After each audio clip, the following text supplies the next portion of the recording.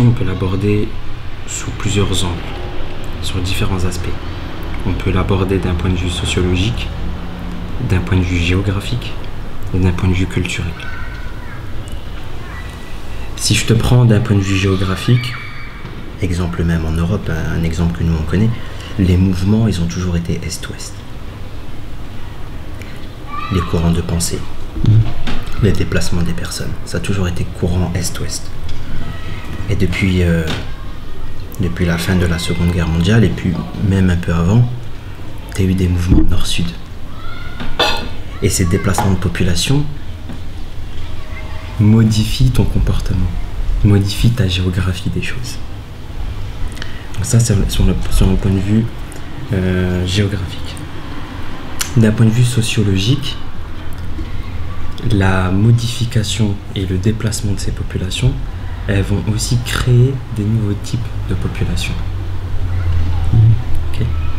Et obligatoirement, ça implique le changement.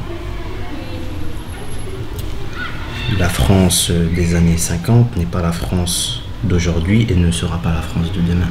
Le changement, il est inévitable. Le changement, pour moi, il s'accélère parce qu'on est aussi dans un monde complètement digital, un monde digitalisé. Et du coup, tout va beaucoup plus vite.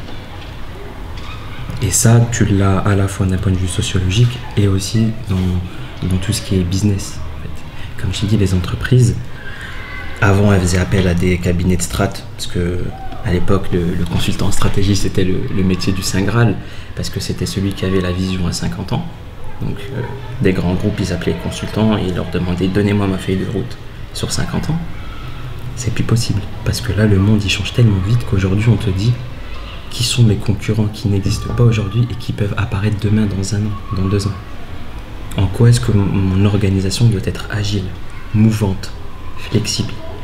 Comment est-ce qu'on apporte de la flexibilité dans une organisation qui, pendant 25-30 ans, a fonctionné par un cadencement archaïque?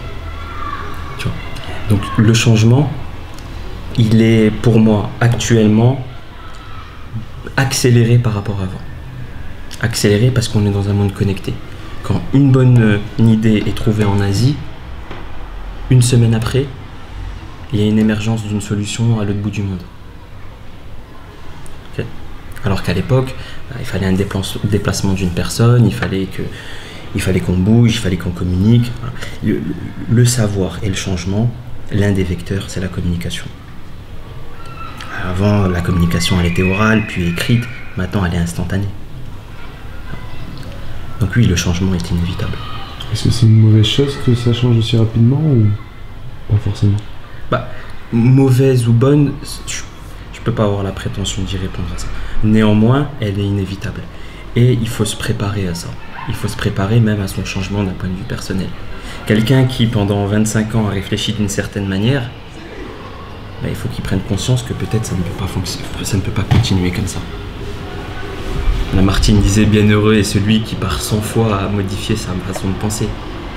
Tu es obligé, avec les voyages et autres, de revoir ton mindset.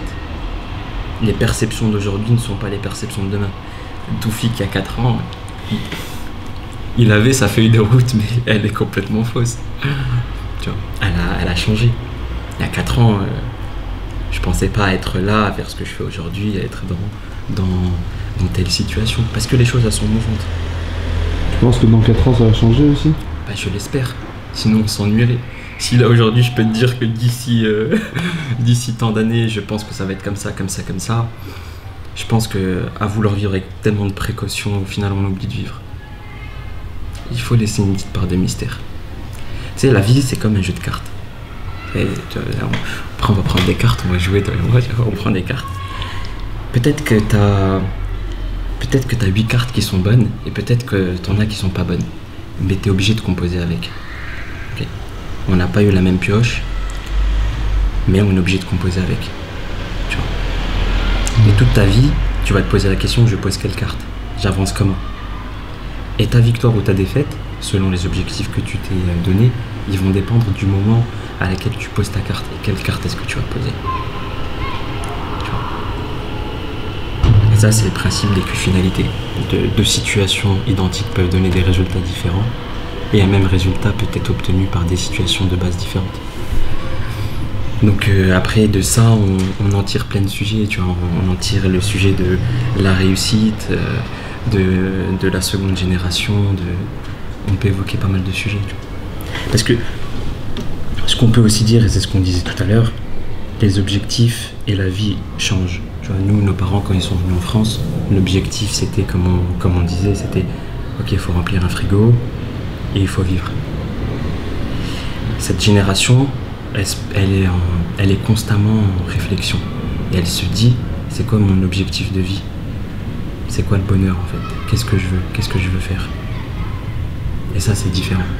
Et quand tu as ce mindset-là, tu peux pas avoir un objectif fixe. Tu peux pas te dire, il faut que j'ai un travail, pendant 40 ans, je reste en CDI. Non. Tu as envie de liberté, tu as envie de bouger, tu as envie de plein de choses. C'est quoi les plein de choses que tu veux, toi, c'est quoi?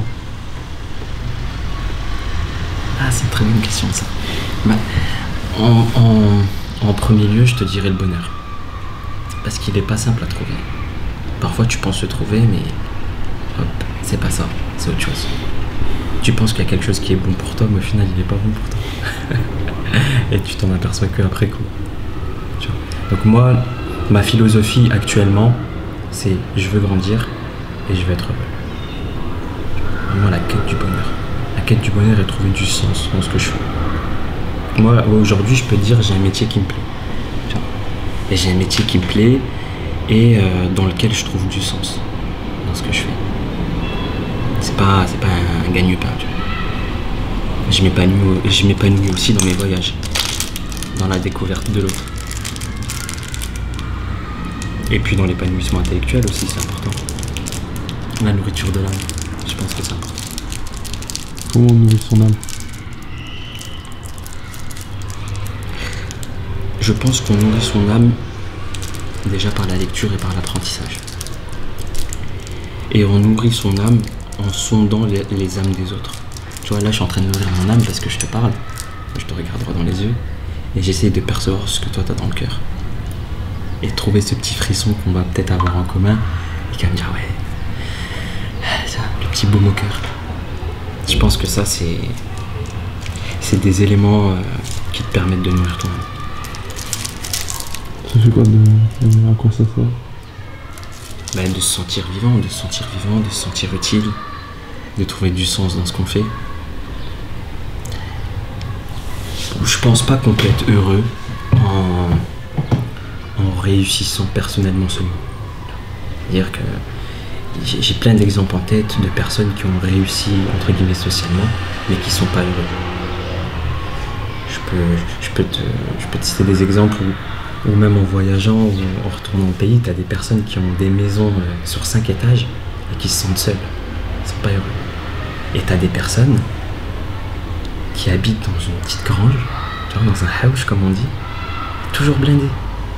Et les gens, ils vont vers eux. Donc je pense pas que c'est le bien matériel qui te nourrit, qui nourrit ton âme. Donc je te dirais que le bonheur, ça passe par la nourriture de l'âme. Et je te dirais que dans le mindset, il faut, pour être heureux, il faut aussi aider les autres. Et une philosophie de vie qui est intéressante, c'est de vivre parmi les premiers, ou du moins essayer d'être parmi les premiers dans ce domaine, avec les yeux et le cœur tournés vers les derniers. Tu réussis socialement, tu as un bon job, tu as réussi à avoir les codes en société. Ok, tourne-toi, tends la main et prends un gars avec toi, tire-le. Puis 2, puis 3, puis 4. Et quand tu vas les voir grandir et tu vas les voir s'épanouir, tu vas, ouais, on l'a fait ensemble ça. On l'a pas fait tout seul. Plutôt que de dire ouais, c'est bon, je me suis fait tout seul. Ça marche pas ça. Ça te remplit pas.